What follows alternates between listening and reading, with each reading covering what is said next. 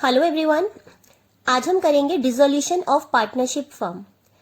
Partnership firm के dissolution में हमें काफी सारे टॉपिक्स कवर करने हैं, जैसे simple dissolution, then insolvency of one partner, then insolvency of all partners, then piecemeal distribution method.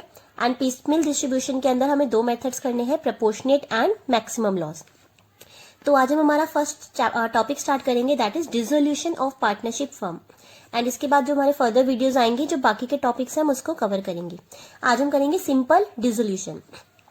अब देखिए, इसके अंदर आपको दो टर्म्स देखने के लिए मिलती हैं। पहला है डिसोल्यूशन एंड सेकंड वन है पार्टनरशिप फर्म, यानी कि डिसोल्यूशन और पार्टनरशिप फर्म। तो पहले डिसोल्यूशन का मतलब क्या होता है? तो देखिए, डिसोल्यूशन का मतलब होता है कम्स टू एन एंड, यानी कि ऐसी चीज जो खत्म हो रही है। तो डिसोल्यूशन का मतलब क्या हुआ? वो चीज जो खत्म हो रही है। एंड पार्टनरशिप फर्म मतलब जो हमारा बिजनेस है, यानी कि जब हमारी पार्टनरशिप फर्म बंद होती है, कम्स टू एन एंड होती है, तो हम उसे बोलते हैं डिसोल्यूशन ऑफ पार्टनरशिप फर्म। अब यहाँ पे दो इंपॉर्टेंट टर्म्स के बीच में डिफरेंस समझना जरूरी है। First one is the dissolution of partnership and dissolution of partnership firm. अब इन दोनों में डिफरेंस क्या है? देखिए, यहाँ पे सिर्फ पार्टनरशिप की डिसॉल्व हो रही है, यानी कि हमारी जो पार्टनरशिप है वो खत्म हो रही है। अब वो क्या क्या रीजन हो सकते हैं कि हमारी पार्टनरशिप खत्म हो रही है?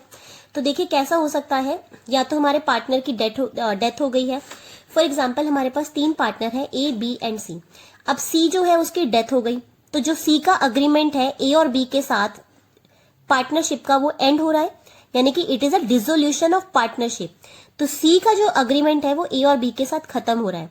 ए और बी का बिजनेस नहीं बंद हो रहा, ए और B can continue the partnership firm, A और बी अब उस बिजनेस को कंटिन्यू करेंगे, बट उनका सी के साथ रिलेशन खत्म हो रहा है एज अ पार्टनर, इसलिए हम बोलते हैं is a dissolution of partnership. और क्या रीजन हो सकती है? रिटायरमेंट। सी ने बोला मुझे ये बिजनेस नहीं करना, मैं कुछ और करना चाहता हूँ, या मुझे तुम्हारी पार्टनरशिप पसंद नहीं आ रही, तो मुझसे कहेंगे कोई बात नहीं, you can leave the firm, तो आप हमारी फर्म से रिटायर हो जाइए। तो ए और बी उस बिजनेस को कंटिन्यू करेंगे, लेकिन सी क्या हो जाएगा? रिटायर हो जाएगा। तो सी की पार्टनरशिप ए और बी के साथ क्या हो रही है? डिसॉल्व हो रही है। Cease partnership is coming to an end with A and B. So again this is a dissolution of partnership, not the firm. Firm अभी कंटिन्यू कर रही है, किसके बीच में? ए और बी के बीच में। देन रीजन हो सकता है इंसॉल्वेंसी ऑफ पार्टनर। अब सी जो है वो इंसॉल्वेंट हो गया। अब एक बात बताइए, क्या हम अपने बिजनेस के अंदर ऐसा पार्टनर रखेंगे जो ऑलरेडी इंसॉल्वेंट है? कल को अगर ए और बी की जो फर्म है वो बंद होती है और सी को कहेंगे कि तुम पैसे लेके आओ, तो सी तो ऑलरेडी हाथ खड़े कर देगा, वो कहेगा मैं तो इंसॉल्वेंट हो गया। तो जब वो ऑलरेडी इंसॉल्वेंट है, तो हम उसे अपनी फर्म में क्यों एज अ पार्टनर कंटिन्यू करें? तो अगर कोई पर्सन पार्टनर इंसॉल्वेंट हो जाता है तो भी उसे अपनी फर्म छोड़नी होती है। तो किस किस वजह से एग्जिस्टिंग पार्टनरशिप खत्म होती है? या तो डेथ की वजह से, या फिर वो रिटायर हो गया इस वजह से, या फिर उसकी इंसॉल्वेंसी हो गई, इस वजह से उसका एग्जिस्टिंग अग्रीमेंट जो है पार्टनरशिप का वो एंड हो रहा है विद ए एंड बी। अब सी चला जाएगा तो ए और बी अपना बिजनेस तो नहीं बंद कर देंगे, ए और बी कहेंगे चल हम दोनों पार्टनरशिप रखते हैं, तो ए और बी अपना बिजनेस कंटिन्यू करेंगे। तो ये होता है डिसोल्यूशन ऑफ पार्टनरशिप, यानी कि एग्जिस्टिंग अग्रीमेंट जो है वो खत्म हो रहा है, बाकी फर्म अभी भी कंटिन्यू है। बट अगर in future A and B भी डिसाइड करते हैं कि हम अपना बिजनेस बंद कर रहे हैं, अब हमें पार्टनरशिप बिजनेस नहीं करना, तो हम उसे बोलते हैं डिसोल्यूशन ऑफ पार्टनरशिप फर्म। तो हमारा जो चैप्टर है जो हमें कवर करना है वो है डिसोल्यूशन ऑफ पार्टनरशिप फर्म। हमें डिसोल्यूशन ऑफ पार्टनरशिप नहीं करनी है, डेथ आप ऑलरेडी कर चुके हैं, रिटायरमेंट आप कर चुके हैं, तो हमें क्या करना है? Dissolution of partnership firm. अब देखिए, इसके रीजंस क्या हो सकते हैं कि हम जो अपना है अपने बिजनेस को डिसॉल्व कर रहे हैं, what are the reasons for the dissolution?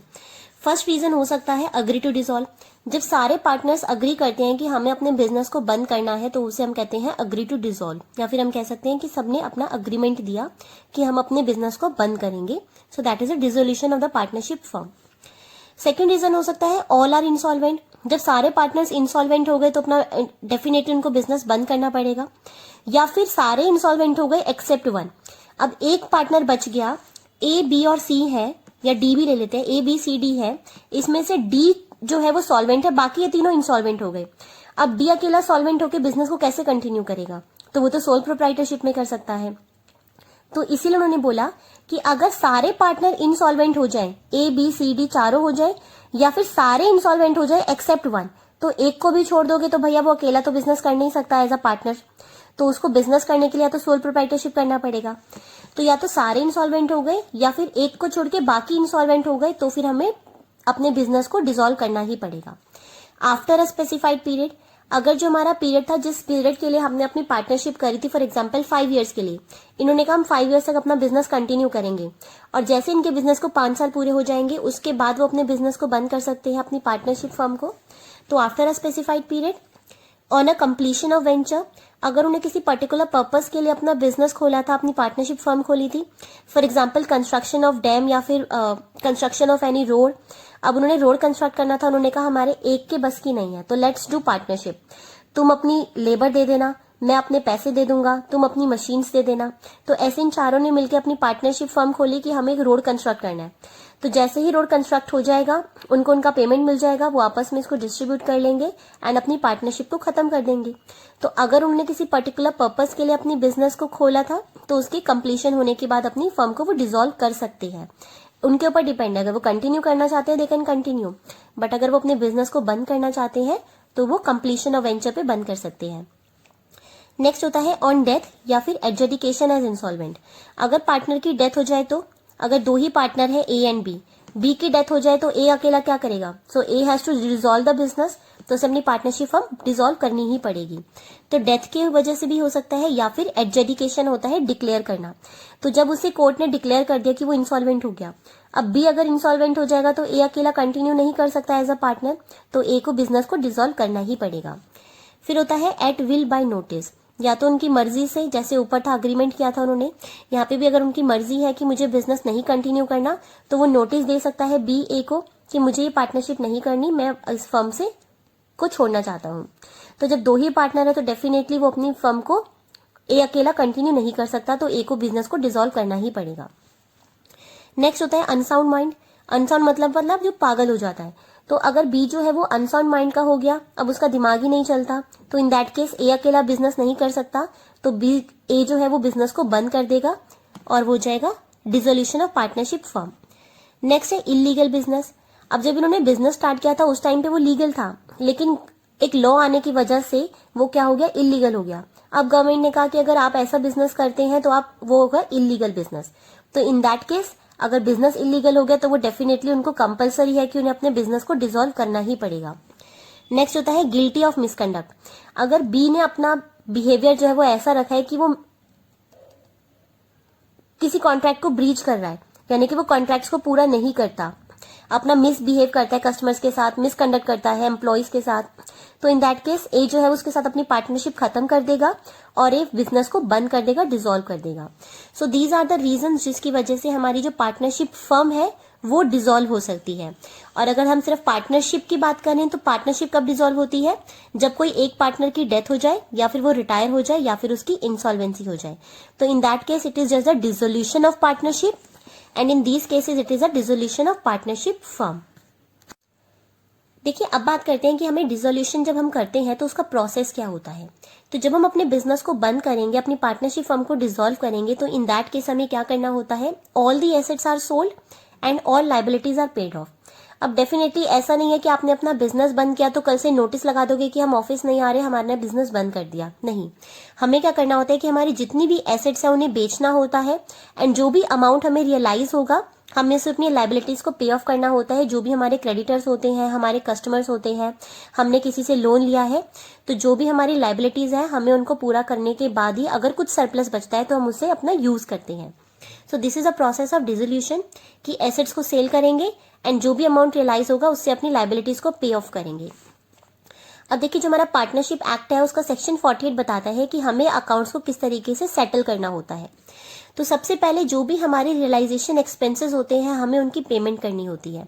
अब रियलाइजेशन एक्सपेंसेस कौन से हो सकते हैं? फॉर एग्जांपल, हमें डेटर से कलेक्शन करना है। अब हमारे डेटर्स हैं जिन्होंने हमें पैसा देना है हमारे बिजनेस को, तो उनके घर पे जाना, उनको फोन कॉल्स करना, उनसे पैसे लेके आना, तो उसके लिए कुछ एक्सपेंसेस लगेंगे। सिमिलरली हमें अपनी मशीन बेचनी है तो उसके लिए कुछ एक्सपेंसेस इनकर करना पड़ेगा। मशीन जहाँ पर फिट है उसको उतरवाना पड़ेगा और कस्टमर्स को बुलाना पड़ेगा कि किसी को मशीन पसंद आई कि नहीं आई। अगर हमें अपनी लैंड या बिल्डिंग बेचनी है जहाँ पे हमारा बिजनेस है तो हमें किसी ब्रोकर को कमीशन भी देनी पड़ सकती है। तो ये सारी होती है रियलाइजेशन एक्सपेंसेस, यानी कि हमें अपनी एसेट्स को सेल करने के लिए जो भी एक्सपेंस इनकर करना पड़ेगा उसे हम बोलते हैं रियलाइजेशन एक्सपेंस। तो सबसे पहले हमें क्या करना है कि हमें अपनी रियलाइजेशन एक्सपेंस की पेमेंट करनी है। अगर आप किसी ब्रोकर को बोलो कि भैया मेरे जो लैंड है या मेरी बिल्डिंग है उसको सेल करवा दे, लेकिन मैं पैसे तुझे बाद में दूंगा, तो वो कभी भी आपकी एसेट को नहीं बिकवाएगा। वो कहेगा मैं क्यों टाइम वेस्ट करूं, मैं किसी और कस्टमर की, अपने किसी और क्लाइंट की एसेट को बिकवा देता हूं। तो डेफिनेटली हमें अपनी रियलाइजेशन एक्सपेंसेस को सबसे पहले पे करना होता है, ताकि हमें हमारी एसेट्स जो है वो सेल हो जाए। फिर अगर हमारे पास कोई सिक्योर्ड लोन होता है तो हमें उसकी पेमेंट करनी होती है। सिक्योर्ड लोन वो होते हैं जो हमारी किसी एसेट के अगेंस्ट सिक्योर होते हैं।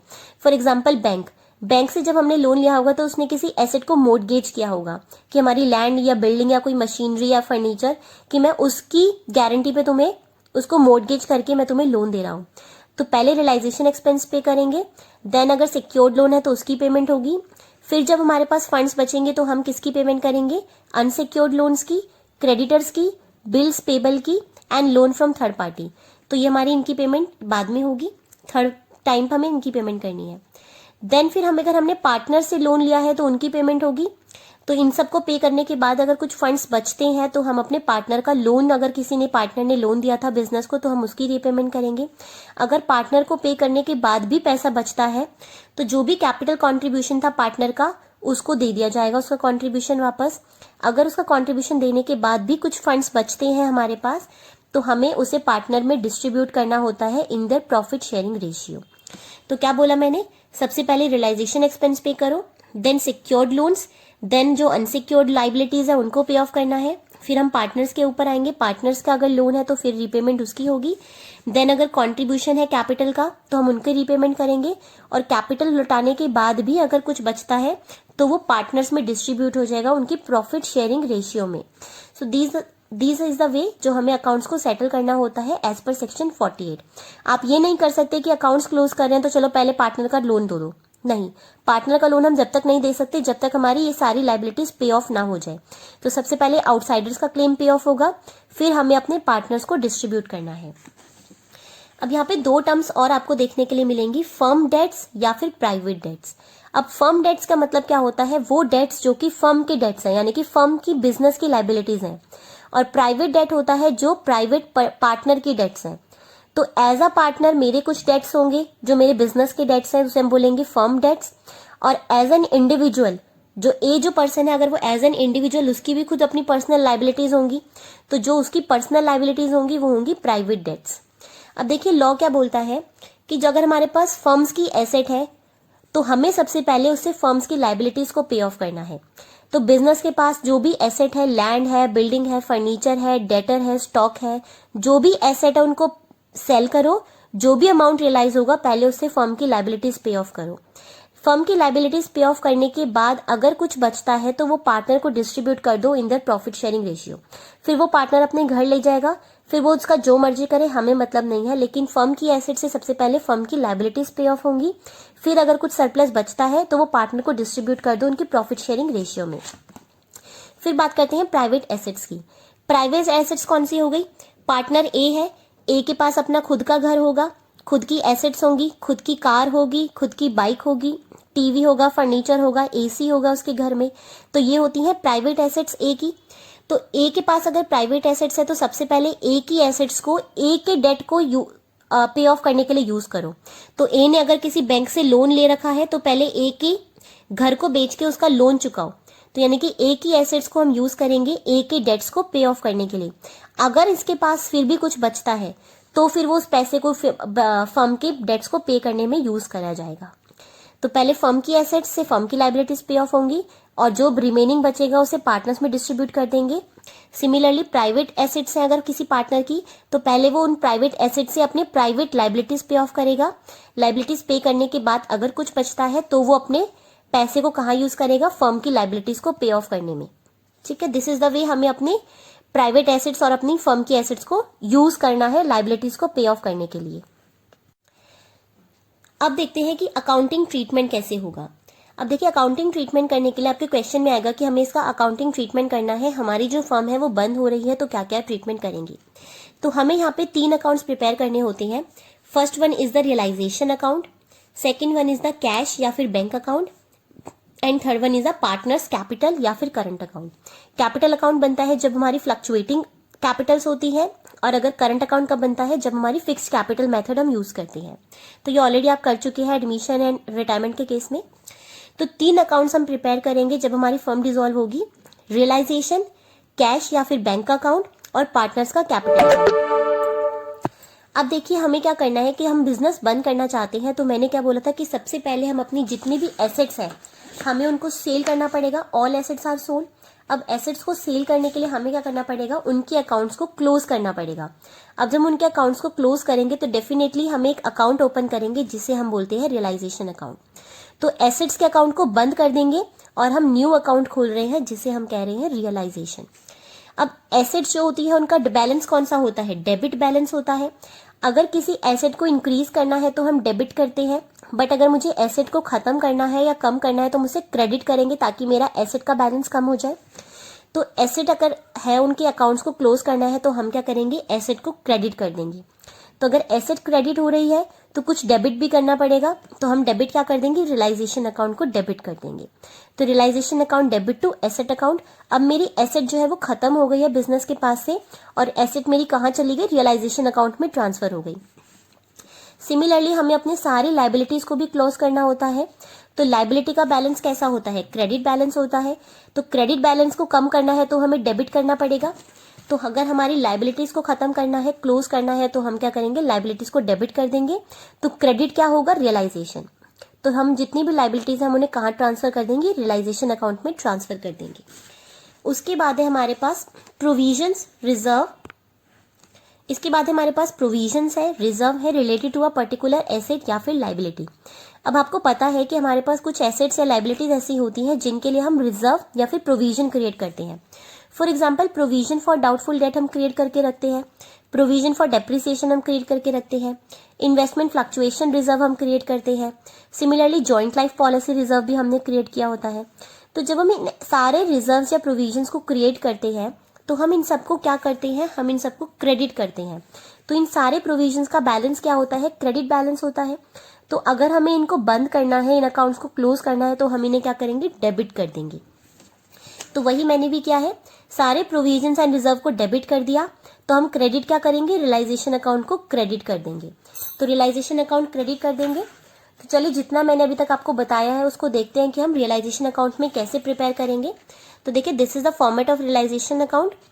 मैंने बोला था जितनी भी एसेट्स हैं हम उनको ट्रांसफर करेंगे रियलाइजेशन अकाउंट में। तो मैंने अपना स्टॉक ट्रांसफर कर दिया रियलाइजेशन में, बिल्डिंग ट्रांसफर कर दी, फर्नीचर होगा तो वो भी ट्रांसफर, डेटर्स होंगे वो भी ट्रांसफर, गुडविल होगी तो वो भी ट्रांसफर। तो सारी एसेट्स को मैंने अपने रियलाइजेशन अकाउंट में ट्रांसफर कर दिया। सिमिलरली हमारी लाइबिलिटीज होंगी उनको भी हमें क्लोज करना है। तो उनका क्रेडिट बैलेंस होता है तो हम उन्हें क्रेडिट साइड पे रिकॉर्ड करेंगे।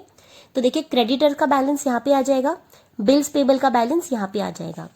अभी मैंने बताया था अगर कोई प्रोविजन या रिजर्व है तो वो यहाँ पे रिकॉर्ड होगा, provision for depreciation, provision for doubtful debt, investment fluctuation reserve या फिर जॉइंट लाइफ पॉलिसी रिजर्व। तो जो भी रिजर्व्स या प्रोविजन है वो हमारे क्रेडिट साइड पे रिकॉर्ड होंगे और जो भी हमारी एसेट्स है वो हमारी डेबिट साइड पे रिकॉर्ड होंगी। अभी हमने सिर्फ अपने अकाउंट्स को क्लोज किया है, हमारी एसेट्स एंड लाइबिलिटीज के अकाउंट्स को, अभी तक हमें उन्हें बेचा नहीं है। अब यहाँ पे क्वेश्चन आपके माइंड में आएगा कि जो डेटर्स है यहाँ पे आएंगे, प्रोविजन यहाँ पे जाएगा। तो डेटर्स को हम कौन सी वैल्यू पे दिखाएंगे, ग्रॉस वैल्यू पे हम रिकॉर्ड करेंगे, नेट वैल्यू पे नहीं दिखाएंगे, ग्रॉस वैल्यू पे दिखाएंगे। तो डेटर्स हमारे ग्रॉस वैल्यू पे आ जाएंगे, जो भी उसका रिलेटेड प्रोविजन है वो यहाँ पे आ जाएगा। तो अभी तक हमने इतना सीखा कि हमारी क्या क्या अकाउंट क्लोज होंगे। इसके बाद मैंने बोला कि रियलाइजेशन अकाउंट में ये सारी आइटम्स नहीं जाएंगी। कौन कौन सी एसेट, जैसे कैश या बैंक बैलेंस। अभी मैंने बोला था हमें अपनी सारी एसेट्स को बंद करना होता है, उनके अकाउंट्स को क्लोज करना होता है और हमें उन्हें रियलाइजेशन अकाउंट में ट्रांसफर करना होता है। बट ऐसा क्योंकि मैं अपने कैश और बैंक बैलेंस को ट्रांसफर नहीं कर रही, क्योंकि देखिए कैश और बैंक का अकाउंट हम ओपन रखेंगे क्योंकि अभी मुझे एसेट्स को बेचना है और लाइबिलिटीज को पे करना है। तो यानी कि कैश या बैंक बैलेंस अभी हमारा बंद नहीं होगा, हमारा रियलाइजेशन में नहीं जाएगा, क्योंकि मुझे अभी लाइबिलिटीज पे करनी है तो मैं बैंक से ही पे करूंगी। तो इसलिए हम इसे अकाउंट को क्लोज नहीं करेंगे, ये रियलाइजेशन में नहीं जाएगा। देन पार्टनर का लोन नहीं जाएगा। पार्टनर का लोन क्यों नहीं जाएगा, अभी हमने ऊपर देखा था यहाँ पर कि पार्टनर्स का लोन जो होता है वो कब पे होता है, जब सारी आउटसाइड लाइबिलिटीज पे हो जाएंगी। तो इन सबको पे करने के बाद अगर कुछ बचेगा तो पार्टनर की लोन पेमेंट होगा। तो पार्टनर का लोन कब आएगा, 4th नंबर पे आएगा। तो पहले हम बाहर की लाइबिलिटीज तो पे कर दें, उसके बाद पार्टनर को पे करेंगे। तो इसलिए हम पार्टनर के लोन को भी रियलाइजेशन में नहीं भेजेंगे, उसका अकाउंट भी अलग से बनाएंगे। फिर पार्टनर्स कैपिटल बैलेंस भी हम ट्रांसफर नहीं करेंगे रियलाइजेशन में। क्यों? क्योंकि पार्टनर्स का कैपिटल का डिस्ट्रीब्यूशन कब होगा? उनका डिस्ट्रीब्यूशन होगा 5th नंबर पे। हमने किया था ना कि जब पार्टनर का लोन रीपे हो जाएगा उसके बाद कुछ बचेगा तो कैपिटल कंट्रीब्यूशन हम उन पार्टनर का रीपे कर देंगे। तो इसको देने के बाद अगर कुछ बचेगा तो पार्टनर को मिलेगा। तो जब तक बाहर की लाइबिलिटीज पे ऑफ नहीं हो जाती तब तक हम पार्टनर को नहीं देंगे, इसलिए पार्टनर्स कैपिटल भी नहीं ट्रांसफर होगा। अगर कोई प्रॉफिट या लॉस है, बैलेंस है, तो वो भी ट्रांसफर नहीं होगा। क्यों? क्योंकि अगर कोई प्रॉफिट या लॉस पड़ा है हमारे पास बैलेंस शीट में तो उसके ऊपर पार्टनर्स का हिस्सा होता है, तो हम उसे पार्टनर में डिस्ट्रीब्यूट कर देंगे उनकी प्रॉफिट शेयरिंग रेशियो में। सिमिलरली अगर कोई हमारे पास डेफर्ड रेवेन्यू एक्सपेंडिचर है, डेफर्ड रेवेन्यू एक्सपेंडिचर कौन सा होता है? वो रेवेन्यू एक्सपेंडिचर जिसका बेनिफिट हमें मोर देन 1 अकाउंटिंग पीरियड तक मिलने वाला है। तो अगर कोई हमारे पास डेफर्ड रेवेन्यू एक्सपेंडिचर है तो वो भी हमारे पार्टनर्स के लिए एक लॉस है, तो वो हम पार्टनर्स पे डिस्ट्रीब्यूट करेंगे, रेवेन्यू रियलाइजेशन अकाउंट में ट्रांसफर नहीं करेंगे। तो ये सारे बैलेंसेस अगर आपको बैलेंस शीट में दिखते हैं तो आपने इनको रियलाइजेशन में नहीं डालना, इन सबका बैलेंस जो है वो हम उनके रिस्पेक्टिव अकाउंट्स में डालेंगे। नेक्स्ट हमने क्या करना है कि हमने अपनी सारे अकाउंट्स को क्लोज कर दिया, उसके बाद हम अपनी लाइबिलिटी एसेट्स जो है उनको बेचेंगे। तो एसेट्स को जब हम सेल करेंगे तो हमें कुछ इनकम मिलेगी, तो जो इनकम मिलेगी, जो भी हमें अमाउंट रियलाइज होगा, तो हमारा क्या होगा? बैंक बैलेंस इंक्रीज हो जाएगा, तो बैंक अकाउंट को डेबिट कर देंगे। तो क्रेडिट क्या होगा? रियलाइजेशन। देखिए जब हम एसेट को सेल करते हैं तो हमारी एंट्री क्या होती है? Bank account debit to asset account. मान लेते हैं फर्नीचर है, तो अगर हमने फर्नीचर को बेचा होता तो एंट्री होती है bank to furniture, but furniture account तो मैं ऑलरेडी क्लोज कर चुकी हूँ, तो फर्नीचर तो मेरा कहाँ पे पड़ा है? रियलाइजेशन अकाउंट में पड़ा है, तो इसलिए हम फर्नीचर की जगह क्या लिख देंगे? Realisation account. तो जो भी हमारी एसेट्स बिकेंगी हमें उन्हें कहाँ पे डालना है? रियलाइजेशन अकाउंट में डालना है, और वो बैंक इंक्रीज हो रहा है इसलिए बैंक अकाउंट डेबिट हो जाएगा। तो देखिए मैंने यहाँ पर भी वही किया है, रियलाइजेशन अकाउंट को प्रिपेयर करते टाइम अगर हमारी एसेट्स सेल हो रही हैं तो हमारा बैंक अकाउंट से एंट्री होगी। सो बैंक अकाउंट स्टॉक, जो भी हमारा स्टॉक बिक रहा है जिस भी प्राइस पर वो आ जाएगा, बिल्डिंग जिस प्राइस पे बिक रही है वो आ जाएगा, फर्नीचर जिस प्राइस पे सेल हो रहा है, डेटर से जो अमाउंट रिकवर हो रहा है यहाँ पे डाल देंगे वो वैल्यूज, एंड टोटल अब हमें बैंक से कितना पैसा रिसीव हो रहा है वो हमारा बाहर आ जाएगा। तो ये हमारा बैंक अकाउंट के नाम से आ जाएगा, जो भी एसेट हमारी सेल हो रही है उसका अमाउंट यहाँ पे डाल देंगे। फिर नेक्स्ट होता है कि हमारे रियलाइजेशन एक्सपेंसेस होते हैं, तो जो भी रियलाइजेशन एक्सपेंस होंगे हमें उनको पे करना है। अब पे करेंगे तो हमारा बैंक बैलेंस कम हो जाएगा, तो बैंक रिड्यूस होगा तो बैंक को क्रेडिट करेंगे। अब डेबिट किसको करें? तो रियलाइजेशन अकाउंट को डेबिट कर देंगे, क्योंकि हमारी एक एक्सपेंस है जिसे हम पे कर रहे हैं। तो यहाँ पे भी मैंने वही किया है, बैंक अकाउंट से एंट्री डाल दी रियलाइजेशन अकाउंट में एक्सपेंसेस के नाम की, तो जो भी एक्सपेंस हम पे करेंगे वो बैंक अकाउंट से इस यहाँ पे ट्रांसफर हो जाएगा डेबिट साइड पर। आपने ध्यान रखना है कि रियलाइजेशन अकाउंट जो है वो हमारा एक नॉमिनल अकाउंट है, so it is a nominal account. And nominal account में क्या होता है? जो भी एक्सपेंसेस होते हैं या फिर हमारे लॉसेज होते हैं वो हमारे डेबिट साइड पे रिकॉर्ड होते हैं, एंड जो भी हमारी इनकम्स होती हैं या फिर हमारे गेन्स होते हैं वो हमारे क्रेडिट साइड पे रिकॉर्ड होते हैं। तो जब मेरी एसेट सेल हो रही है तो मेरे लिए इनकम है तो वो क्रेडिट साइड पे रिकॉर्ड होगी। अगर मैंने एक्सपेंस पे किया है रियलाइजेशन का तो मेरे लिए एक्सपेंस है तो वो डेबिट हो जाएगा। So all the expenses and losses are recorded on the debit side and all the incomes and gains shall be recorded on the credit side. इसके बाद हमने अपने एक्सपेंसेस भी पे कर दिए। इसके बाद क्वेश्चन हमें कहेगा कि किसी पार्टनर ने कोई एसेट ले लिया, मान लेते हैं कि कोई व्हीकल था, कोई कार थी, फर्नीचर है, कुछ भी है। पार्टनर ने कहा कि आप इस कार को बाहर मत बेचो, मैं इस कार को खुद ही ले जाता हूँ। तो पार्टनर इस कार को ले गया। अगर हम इस कार को सेल करते तो हमारी एंट्री क्या होती? Bank account debit to realisation हमारी एंट्री होनी चाहिए थी कि रियलाइजेशन में आता और बैंक बैलेंस हमारा इंक्रीज हो जाता, पर बैंक तो हमारे पास आया नहीं क्योंकि पार्टनर ले गया। तो इसे हम क्या ट्रीट करेंगे? As a drawing. तो ड्रॉइंग ट्रीट करेंगे तो पार्टनर का कैपिटल अकाउंट डेबिट हो जाएगा और रियलाइजेशन से हमारी एसेट चली गई इसलिए रियलाइजेशन अकाउंट क्रेडिट हो जाएगा। तो partners capital account to realisation. अब हमारी एसेट सारी चली गई, कुछ हमने कैश में बेच दी, कुछ को हमने पार्टनर ले गया। अब होती है हमारी लाइबिलिटीज। अब सारी एसेट्स को बेचने के बाद हमारी लाइबिलिटीज हैं जिनको हमें पे ऑफ करना पड़ेगा। अब लाइबिलिटीज हमने कहाँ ट्रांसफर की है? रियलाइजेशन में ट्रांसफर की है। अब देखिए जब हम लाइबिलिटीज को पे करेंगे तो हमारे पास से बैंक क्या हो जाएगा? क्रेडिट हो जाएगा, क्योंकि बैंक बैलेंस कम हो रहा है। तो बैंक बैलेंस कम होगा तो क्रेडिट हो जाएगा। तो डेबिट क्या करेंगे? Realisation account. क्यों? क्योंकि लाइबिलिटी का अकाउंट तो मैं ऑलरेडी क्लोज कर चुकी है, तो लाइबिलिटी अकाउंट हमारे पास नहीं है। अब हमारे पास कौन सा अकाउंट है? Realisation account. तो जो भी लाइबिलिटीज हम पे करेंगे, मैंने क्या बोला था, हमारे लिए एक तरीके का एक्सपेंस है, तो बैंक अकाउंट के नाम से एंट्री हो जाएगी। Creditors, bills payable, bank loan, जो भी हमारे पास लाइबिलिटीज होंगी वो डेबिट साइड पे पे ऑफ कर देंगे। यहाँ पे एक चीज आपने ध्यान रखनी है क्वेश्चन करते टाइम, एसेट्स आपने तभी बेचनी है जब क्वेश्चन कहेगा। अगर मान लीजिए क्वेश्चन ने हमें फर्नीचर के बारे में कुछ नहीं बताया, तो फर्नीचर को आपने नहीं बेचना। हो सकता है वो फर्नीचर जो है वो हमारा स्क्रैप में चला गया, हमें कुछ भी नहीं मिला। बट अगर क्वेश्चन आपसे साइलेंट है रिगार्डिंग क्रेडिटर्स या बिल्स पेबल की पेमेंट के बारे में, क्वेश्चन नहीं बता रहा कि क्रेडिटर्स को हमने पे किया या नहीं किया, तो आपने अपने आप क्रेडिटर्स को पे करना है। इसका मतलब है क्रेडिटर के साथ मेरा कोई भी सेटलमेंट नहीं हो पाया। क्रेडिटर को मैंने 50,000 रुपये देने थे, मैंने क्रेडिटर को बोला कि भाई हम बिजनेस बंद कर रहे हैं, तुम 40,000 रुपीज ले लो। क्रेडिटर ने नहीं माना, उसने कहा मैं तो पूरे 50,000 ही लूंगा, तुम बिजनेस बंद कर रहे हो तो इसमें मैं क्यों लॉस सफर करूं। तो इन दैट केस मुझे क्रेडिटर को पूरा 50,000 रुपीज पे करना पड़ेगा। तो क्वेश्चन अगर आपको साइलेंट है रिगार्डिंग द लाइबिलिटीज पेमेंट, तो आपने अपने आप पेमेंट करनी है। ये नहीं बोलना कि क्वेश्चन साइलेंट था तो हमने पेमेंट नहीं करी। एसेट तब रिकॉर्ड करनी है जब क्वेश्चन बोलेगा, पर लाइबिलिटीज अपने आप पे करना है, क्योंकि लाइबिलिटीज कभी भी हमसे नहीं मान देंगी कि तुम बिजनेस बंद कर रहे हो तो हमें पैसा मत दो, कोई बात नहीं। तो लाइबिलिटीज अपने आप पे करनी है। अगर क्वेश्चन ने बोला कि क्रेडिटर्स को पेमेंट कर दिया 40,000 रुपीज फुल सेटलमेंट में, तो 40,000 रुपीज यहाँ पे आ जाएगा।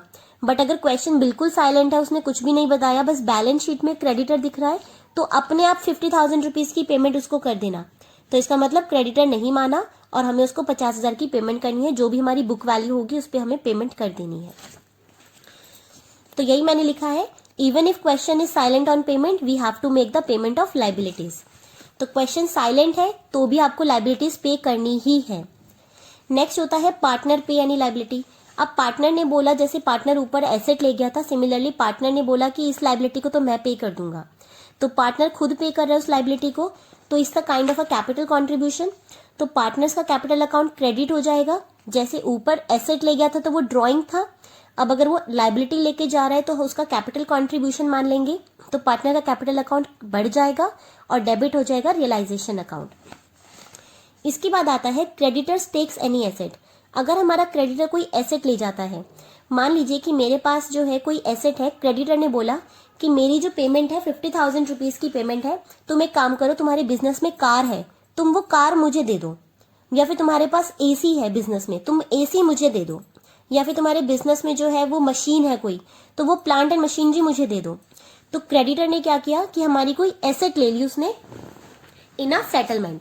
तो अब इसके देखिए दो केसेस हो सकते हैं। पहला कि हमारे पास क्रेडिटर है 10,000 रुपीज का और बुक वैल्यू है एसेट की हमारे पास 12,000 रुपीज। उसने बोला मैं तुम्हारी एसेट ले जाता हूं लेकिन फुल सेटलमेंट में मुझे दे दो। तो देखिए एक तरफ से लाइबिलिटी कम हो रही है, दूसरी तरफ से पूरी की पूरी एसेट खत्म हो रही है।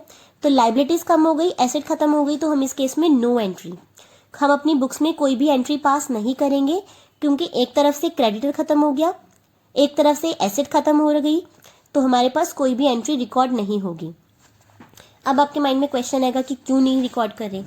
तो देखिए जब आपने रियलाइजेशन अकाउंट प्रिपेयर किया होगा, मैं यहाँ पे बना देती हूँ,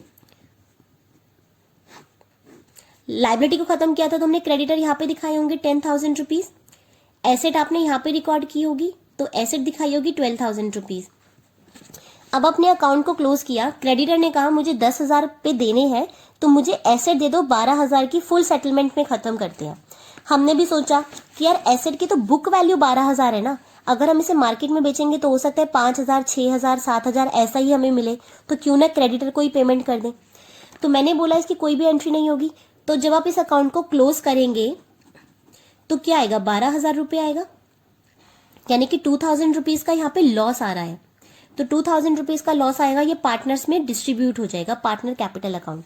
तो आप देख सकते हो कि एक्चुअल में मुझे लॉस ही तो हो रहा है 2,000 का, 12,000 की एसेट 10,000 में जा रही है तो 2,000 का लॉस ही तो हो रहा है। तो यानी कि इस केस में मैं क्या करूंगी, नो एंट्री। तो 10,000 की क्रेडिटर मैंने ऑलरेडी बंद किया था, 12,000 की एसेट मैंने यहाँ पे दिखाई थी। अगर आप इसकी एंट्री करोगे तो फिर हमारी मिसमैच हो जाएगा, इसलिए हम यहाँ पे कोई भी एंट्री नहीं करेंगे। अल्टीमेटली मेरे पास लॉस आएगा 2,000 रुपीज का, जो हम पार्टनर को डिस्ट्रीब्यूट कर देंगे उनकी प्रॉफिट शेयरिंग रेशियो में। तो अगर मेरा एसेट जा रही है, लाइबिलिटी जा रही है, फुल सेटलमेंट में जा रही है, तो हम उसकी नो एंट्री पास करेंगे, कोई भी रिकॉर्डिंग नहीं होगी। दूसरा केस हो सकता है, क्रेडिटर 10,000 का है, एसेट की बुक वैल्यू भी 10,000 रुपीज है, लेकिन क्रेडिटर ने बोला कि मैं इसे 8,000 में लेके जाऊंगा, तुम 2,000 मुझे दे दो। दोबारा बोलती हूँ, क्रेडिटर मेरी लाइबिलिटी 10,000 है, एसेट भी मेरी 10,000 की है, पर क्रेडिटर ने बोला ये तो बुक वैल्यू है ना, ये तो बुक वैल्यू है। रियल में जो तुम्हारा एसी लगा हुआ है, इसकी एसेट एक्चुअल की जो वैल्यू है इसकी 8,000 रुपीज है, ये तो तुम्हारी बुक वैल्यू 10,000 है। तुम तो डेप्रिसिएशन चार्ज कर रहे थे, पर अपनी एसी की जो हालत है तुमने देखी है, कितना घिसा पिटा एसी है। तो तुम्हारे जो एसी की जो कंडीशन है उसके हिसाब से ये तो 8,000 रुपीज की वैल्यू रखता है, तो मैं इसे 10,000 में क्यों लेके जाऊं? मुझे नहीं पता, मैं तो सिर्फ 8,000 में लेके जाता हूँ, मेरे 2,000 रुपए अभी तुमने पे करने हैं। तो इन दैट केस हमारी एंट्री क्या हो जाएगी, रियलाइजेशन अकाउंट से 2,000 रुपीज हम अपने क्रेडिटर को पे ऑफ कर देंगे। तो क्योंकि हमने यहाँ पे एंट्री नहीं पास की थी, क्योंकि यहाँ पे फुल सेटलमेंट था, एक तरफ से पूरी लाइबिलिटी जा रही थी, एक तरफ से पूरी एसेट जा रही थी, बट यहाँ पे हमारी लाइबिलिटी तो जा रही है लेकिन सिर्फ 8,000 से जा रही है, लेकिन हमें 2,000 की अभी भी लाइबिलिटी पे करनी है, तो इसलिए 2,000 की हम यहाँ पे एंट्री कर देंगे। एसेट की कोई एंट्री नहीं होगी क्योंकि एसेट तो पूरा चला गया, तो सिर्फ 2,000 रुपीज की हम अपनी लाइबिलिटी को पे ऑफ कर देंगे। इसके बाद नेक्स्ट आता है हमारे पास, अब देखिए लाइबिलिटीज भी हमारी पे ऑफ हो गई है।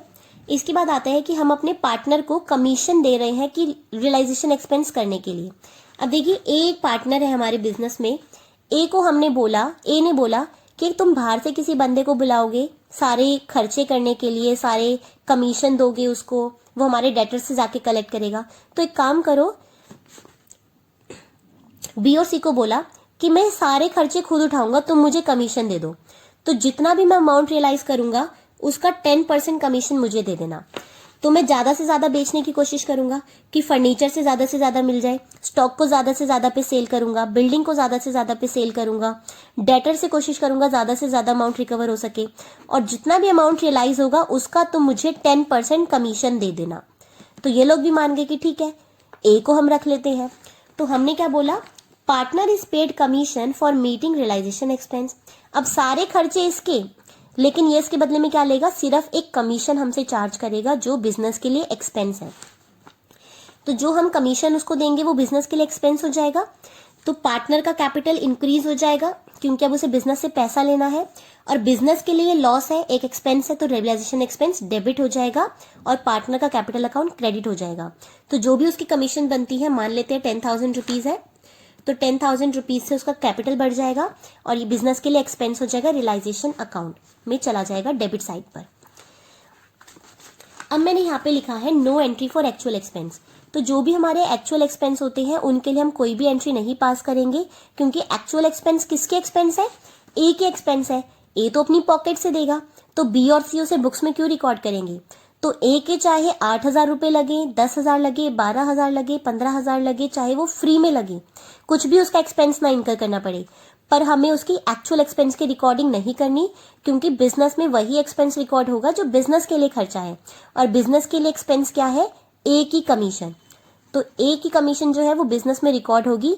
ए ने अपने कितने एक्चुअल एक्सपेंस किए वो हमें मतलब नहीं है। So no entry for actual expenses. अब कई बार क्या होता है कि ए ने क्या किया, ए ने हमसे कमीशन तो बोला कि मुझे कमीशन दो, लेकिन जैसे ही उसे कुछ एक्सपेंस करने थे तो उसने क्या किया, बैंक का क्रेडिट कार्ड यूज किया। तो realisation expense are paid out of firm's bank. अब ए ने क्या किया, बिजनेस का जो हमारा बैंक अकाउंट था उससे पेमेंट कर दिया। अब ए हमारे अकाउंट से पे करेगा, बिजनेस के अकाउंट से पे करेगा, तो ए के लिए ड्रॉइंग हो जाएगा। तो ए के अकाउंट को डेबिट कर देंगे, तो A's capital account debit to bank account, क्योंकि फर्म का तो बैंक अकाउंट कम हो रहा है। मान लेते हैं 2,000 रुपीज का कोई एक्सपेंस था, ए के पास उस टाइम पैसे नहीं थे, तो ए ने हमारे अकाउंट से पे कर दिया। तो बैंक जो हमारे बिजनेस का बैंक अकाउंट है वो रिड्यूस हो जाएगा 2,000 रुपीज, और ए के लिए ड्रॉइंग मान लेंगे, तो वो ए का पार्टनर का कैपिटल अकाउंट हम रिड्यूस कर देंगे 2,000 रुपीज से। तो हमारी एंट्री क्या हो जाएगी, A's capital account debit to bank account, तो रियलाइजेशन में नहीं जाएगा क्योंकि हमने ए ने ड्रॉइंग किया है तो ए का अकाउंट डेबिट हो जाएगा और बिजनेस का बैंक अकाउंट जो है वो रिड्यूस हो गया इसलिए वो क्रेडिट हो जाएगा 2000 रुपीज से। इसके बाद हम अपना बैंक जो रियलाइजेशन अकाउंट है उसको बंद कर देंगे। अच्छा अभी नहीं, यहाँ पे 2 एंट्रीज और है, अनरिकॉर्डेड एसेट्स एंड लाइबिलिटीज। अब देखिए अनरिकॉर्डेड का मतलब क्या होता है, वो एसेट्स जो कि हमारी बुक्स में रिकॉर्ड नहीं है। अब ऐसी कौन सी एसेट्स हो सकती हैं, हमें पता है कि जब हमारी मशीनरी होती है तो हम उसकी बुक वैल्यू होती है, तो हो सकता है जो हमारी मशीन की बुक वैल्यू है वो 0 हो गई हो, लेकिन अभी भी वो एग्जिस्ट तो करती होगी ना। ऐसा तो नहीं करेंगे कि मशीन की बुक वैल्यू 0 हो गई है तो भैया हमारी मशीन को उठा के बेच दो। रियलिटी में ऐसा नहीं होता। अगर मशीन की बुक वैल्यू 0 हो गई है लेकिन उसको सेल करने पे कुछ मिल रहा है तो हम उसे क्या बोलते हैं, अनरिकॉर्डेड एसेट्स, या फिर अनरिकॉर्डेड एसेट्स उनको बोलते हैं। तो अगर मेरी मशीन की बुक वैल्यू 0 है सो डेफिनेटली वो मुझे बैलेंस शीट में तो नहीं देखने को मिलेगी। फिजिकल एग्जिस्टेंस है मेरी मशीन का लेकिन बैलेंस शीट में तो उसकी वैल्यू 0 हो गई है, बुक वैल्यू। तो अगर हम अपनी मशीन को बेचेंगे तो हमें कुछ अमाउंट तो रियलाइज होगा, तो बैंक अकाउंट इंक्रीज हो जाएगा, तो जो भी मुझे मिल रहा है वो मेरा बैंक अकाउंट में डेबिट हो जाएगा और रियलाइजेशन अकाउंट को हम क्रेडिट कर देंगे क्योंकि हमारे लिए गेन है। तो मान लेते हैं अगर 5000 से हमने उसको सेल किया है स्क्रैप में या जो भी हमें रियलाइज हो रहा है, सो बैंक अकाउंट इंक्रीज हो जाएगा तो 5000 रुपीज, और क्योंकि रियलाइजेशन अकाउंट में क्रेडिट हो जाएगा वो हमारे लिए इनकम है 5000 रुपीज। नेक्स्ट होती है लाइबिलिटीज। अब अनरिकॉर्डेड लाइबिलिटी कौन सी हो गई, बिल डिस्काउंट। हमने किया ना बिल डिस्काउंटिंग या बिल डिसऑनर हो जाना, तो जब हमें बिल रिसीवेबल था हमारे पास, हम उसको लेके बैंक के पास गए और हमने उसको डिस्काउंट करा लिया। तो मान लेते 10,000 का बिल था, हमने बैंक से डिस्काउंट कराया 8,000 रुपीज में, बैंक ने हमें 8,000 रुपीज दे दिया। अब जब उस पर्सन की पे करने की बात आई तो उसने डिसऑनर कर दिया बिल को, तो बैंक तो हमसे क्लेम करेगा ना, तो बैंक को हमें पे करना पड़ेगा, तो इसे हम बोलते हैं बिल डिसऑनर हो जाना। तो ये होती है अनरिकॉर्डेड लाइबिलिटी। हमने भी बैलेंस शीट में नहीं है, बिल तो अब डिसऑनर हो रहा है पर हमें उसकी पेमेंट करनी पड़ेगी, so these are the unrecorded liability. तो पार्टनर के कैपिटल अकाउंट को हम डेबिट कर देंगे टू रियलाइजेशन अकाउंट। सॉरी वो एंट्री नहीं होगी, इसकी एंट्री होगी realisation account debit to bank account. तो अगर हमारी बिल डिसऑनर हो गया तो हमें उसकी पेमेंट करनी है, तो कितनी करनी है, 10,000 रुपीज का बिल था तो हमें बैंक को पेमेंट करना पड़ेगा 10,000 रुपीज, और बिजनेस के लिए एक्सपेंस है तो डेबिट साइड पे रिकॉर्ड होगा, तो रियलाइजेशन अकाउंट को डेबिट कर देंगे 10,000 रुपीज से और बैंक अकाउंट को क्रेडिट कर देंगे 10,000 रुपीज से। तो ये एंट्री किसकी हो गई, हमारी अनरिकॉर्डेड लाइबिलिटी की। अब कई बार क्या होता है कि ये जो मशीन हमारे पास बच गई है, हमारा पार्टनर कहेगा कि वो एसेट जो है वो मैं ले जाता हूँ। तो मान लीजिए इस मशीन को बेचा नहीं है, हमने इस मशीन को क्या किया, पार्टनर को दे दिया, तो पार्टनर की ड्राइंग हो जाएगी, तो पार्टनर के कैपिटल अकाउंट को हम डेबिट कर देंगे और क्रेडिट क्या होगा, रियलाइजेशन अकाउंट। तो अगर हमने सेल किया है तो बैंक अकाउंट के नाम से एंट्री होगी, बट अगर पार्टनर उस एसेट को ले जाता है तो पार्टनर का कैपिटल अकाउंट डेबिट हो जाएगा क्योंकि हम उसे ड्राइंग मान लेंगे। तो इन दोनों में से कुछ भी एंट्री हो सकती है डिपेंडिंग अपॉन द केस। अगर अनरिकॉर्डेड एसेट सेल किया तो बैंक से एंट्री, और अगर अनरिकॉर्डेड एसेट को पार्टनर ले जाता है तो हमारी पार्टनर कैपिटल अकाउंट के नाम से एंट्री हो जाएगी टू रियलाइजेशन। सिमिलरली अगर हमारी जो एसेट लाइबिलिटी है, अगर हम उसे पे करेंगे तो रियलाइजेशन टू बैंक हो जाएगा, लेकिन अगर पार्टनर ने बोला कि मैं पे कर देता हूं तो realisation to partners capital account हो जाएगा। इसे हम करेंगे कि पार्टनर ने और कंट्रीब्यूट किया है, तो अब हमें पार्टनर को पैसा देना है तो इसलिए उसका अकाउंट क्रेडिट हो जाएगा और रियलाइजेशन अकाउंट डेबिट ही रहेगा। इसके बाद कई बार आपको क्वेश्चन में गुडविल देखने के लिए मिलेगा। गुडविल हमें पता है क्या होता है। अब देखिए गुडविल के 2 केसेस होते हैं। पहला होता है कि अगर आपको गुडविल बैलेंस शीट में देखने के लिए मिलती है, तो गुडविल अगर बैलेंस शीट में आप देख रहे हैं तो मैंने क्या बोला था कि जितने भी एसेट्स या लाइबिलिटीज हैं हमें उन्हें रियलाइजेशन अकाउंट में ट्रांसफर करना है, तो गुडविल को भी हम ट्रांसफर कर देंगे। यहाँ पे मैंने आपको दिखाया था, तो गुडविल हमारी रियलाइजेशन अकाउंट में ट्रांसफर हो जाएगी डेबिट साइड पर। तो रियलाइजेशन टू गुडविल अकाउंट, क्योंकि डेबिट साइड पर रिकॉर्ड हो रहा है विद द बुक वैल्यू, तो जो भी बुक वैल्यू हमारी बैलेंस शीट में है उस पर रिकॉर्ड हो जाएगा। और अगर मेरी बैलेंस शीट से अगर मेरी गुडविल जो है वो सेल हो रही है, अब सेल कब होती है गुडविल, अब मेरे बिजनेस का जो नाम है अगर वो कोई पर्सन यूज करना चाहता है, तो मान लीजिए कि मेरा बिजनेस है और उसका नाम जो है वो कोई पार्टनर यूज करना चाहता है, ए है, ए ने बोला कि यार बिजनेस तो बंद कर रहे हो, मैं पार्टनरशिप बंद कर रहे हैं, लेकिन मैं इसे एज अ सोल प्रोप्राइटर करना चाहता हूँ, तो मैं ए इस बिजनेस को कंटिन्यू करना चाहता हूँ, तो जो हमारे बिजनेस का नाम है वो मुझे सेल कर दो।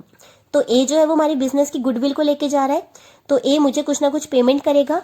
तो इन दैट केस एंट्री क्या हो जाएगी, bank account debit to realisation account, क्योंकि बैंक से इंक्रीज हो रहा है टू रियलाइजेशन अकाउंट, और ये कौन से अमाउंट से आएगी, विद द सेलिंग प्राइस। तो चाहे पार्टनर लेके जाए या कोई थर्ड पर्सन लेके जाए, किसी थर्ड पार्टी ने बोला कि मुझे तुम्हारा बिजनेस कंटिन्यू करना है, तो अपने बिजनेस का नाम मुझे सेल कर दो, तो एंट्री हो जाती है bank account debit to realisation account. तो पहले हम क्या करेंगे, गुडविल है तो उसे रियलाइजेशन में ट्रांसफर कर देंगे, और फिर अगर उसको बेचने से कुछ अमाउंट रियलाइज होता है तो हम उसे बैंक के नाम से एंट्री कर देंगे। अब सेकंड केस बनता है कि एसेट गुडविल जो है वो हमारी बैलेंस शीट में नहीं है, तो गुडविल हमारी बैलेंस शीट में नहीं है, लेकिन फिर भी क्वेश्चन आपसे कहेगा कि हमारे बिजनेस का नेम जो है वो कोई पर्सन यूज करना चाहता है, तो अगेन वो गुडविल ही तो हुई, तो क्या एंट्री हो जाएगी, bank account debit to realisation account. तो जो भी हमें अमाउंट रियलाइज हो रहा है वो बैंक अकाउंट में आ जाएगा। तो मान लीजिए 5,000 रुपीज रियलाइज होता है, तो 5,000 account bank account debit 5,000 to realisation account 5,000 rupees. अब हम अपना जो अकाउंट्स है वो सारा क्लोज कर देंगे, सारे अकाउंट क्लोज कर देंगे, और जो भी हमारे पास प्रॉफिट या लॉस होगा उसे हम पार्टनर्स में डिस्ट्रीब्यूट कर देंगे in their profit sharing ratio. तो सारी एसेट्स हमने क्लोज कर दी, सारी लाइबिलिटीज क्लोज कर दी, सारी एसेट्स को बेच दिया, सारी लाइबिलिटीज को पे ऑफ कर दिया, और हमारे जो भी एक्सपेंसेस थे हमने उनको भी पे कर दिया। तो जो भी लॉस या प्रॉफिट होगा वो पार्टनर्स में डिस्ट्रीब्यूट हो जाएगा। तो अगर डेबिट साइड पे बैलेंस है तो वो प्रॉफिट होगा, और अगर वो क्रेडिट साइड पे बैलेंस है तो वो लॉस हो जाएगा। तो देखिए प्रॉफिट है तो पार्टनर्स का कैपिटल अकाउंट इंक्रीज हो जाएगा, तो realisation to partners capital account, और अगर वो लॉस है तो क्या हो जाएगा, पार्टनर्स का कैपिटल अकाउंट कम हो जाएगा, तो partners capital account debit to realisation account. और इन दोनों में से कोई सी भी एक ही एंट्री होगी, या तो प्रॉफिट होगा तो ये एंट्री, अगर लॉस होगा तो ये एंट्री, हम ये दोनों नहीं करनी, कोई भी एक एंट्री हमारी रिकॉर्ड हो जाएगी। तो ये थी हमारी सारी जर्नल एंट्रीज। अब मैं आपको इसका एक बार रियलाइजेशन अकाउंट दिखा देती हूँ कि रियलाइजेशन अकाउंट कैसा हमें प्रिपेयर करना है। तो देखिए थोड़ा सा मैंने आपको दिखाया था रियलाइजेशन अकाउंट, सारी की सारी एसेट्स जो है वो हमारी डेबिट साइड पे आ जाएंगी क्योंकि हम सारी एसेट्स का अकाउंट क्लोज किया है। सारी लाइबिलिटीज हमारी क्रेडिट साइड पर आ जाएगी क्योंकि हमने इनके अकाउंट को क्लोज कर दिया है। अगर एसेट से रिलेटेड कोई प्रोविजन या रिजर्व है तो वो भी यहाँ पे ट्रांसफर हो जाएगा। तो जैसे मेरे पास यहाँ पे डेटर्स था तो प्रोविजन फॉर डाउटफुल डेट, अगर यहाँ पे इन्वेस्टमेंट है तो इन्वेस्टमेंट फ्लक्चुएशन रिजर्व।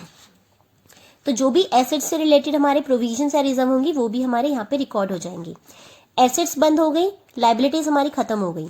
अभी हम इनको पेमेंट करना है, तो बैंक अकाउंट के नाम से हमारी एसेट सेल हो रही है, तो जो भी एसेट सेल होगी क्वेश्चन बताएगा आपको, वो क्रेडिट साइड पे रिकॉर्ड हो जाएगी और उसका टोटल बाहर आ जाएगा।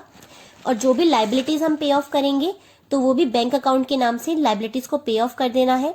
अगर क्वेश्चन बता रहा है तो ठीक, अगर क्वेश्चन साइलेंट है तो अपने आप लाइबिलिटीज को पे कर देना है डेबिट साइड पर। उसके बाद हमारे रियलाइजेशन के एक्सपेंसेस होंगे तो बैंक अकाउंट के नाम से एक्सपेंसेस पे कर देंगे, और उसके बाद दोनों साइड्स का टोटल कर देंगे। अगर ये वाली साइड है so this is a profit जो पार्टनर्स में डिस्ट्रीब्यूट हो जाएगा in their profit sharing ratio, और अगर इस साइड पे बैलेंसिंग फिगर है तो ये हमारा लॉस हो जाएगा जो कि पार्टनर्स कैपिटल अकाउंट में ट्रांसफर हो जाएगा in their profit sharing ratio. तो या तो इस साइड बैलेंस आएगा या फिर इस साइड बैलेंस आएगा। So this is a profit, this is a loss side, और इस तरीके से आपने रियलाइजेशन अकाउंट को प्रिपेयर करना है। आई होप आपको आज का टॉपिक समझ आया होगा। नेक्स्ट क्लास में हम इसके ऊपर एक प्रैक्टिकल क्वेश्चन करेंगे, पूरा खुद सॉल्व करेंगे। So stay tune with my channel. Thank you.